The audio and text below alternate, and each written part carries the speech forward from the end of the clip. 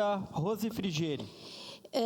Então, agora, parabenizando a comissão, né? Acho que é mais importante ainda quando vem para o plenário um projeto que debate, que representa a comissão. Mas, de qualquer forma, eu queria aqui dizer que eu acho, vereadora Andressa, todo e qualquer tipo de discriminação, de preconceito, ele é horrível, né? Tem gente que tem com as crianças, tem gente que tem com o jovem.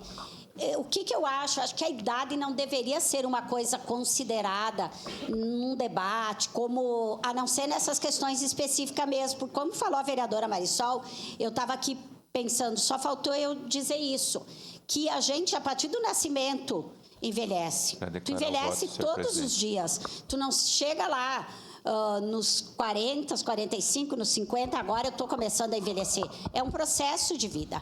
E quando tu discute, por exemplo, uma juventude saudável, tu também está trabalhando uma velhice saudável. Porque quando eu penso na questão da medicação, né? Eu, por enquanto, não tomo medicação. Mas eu sei que provavelmente o físico não vai aguentar, tu vai tomar. Mas eu sei muita gente jovem, bem mais jovem que eu, que toma. Então, a gente, quando trabalha a questão da saúde mental, das condições de trabalho para a juventude que está ingressando, das ansiedades que esse mundo traz para a juventude, tu está discutindo a juventude. Mas também tu está trabalhando a velhice saudável daquela pessoa, porque o envelhecimento é uma coisa muito pessoal, né? Então, esse debate ele é importante. E, por favor, eu que sou muito apegada com a questão das falas, não vamos usar assim, na tua época. Porque a minha época, por exemplo, é a mesma.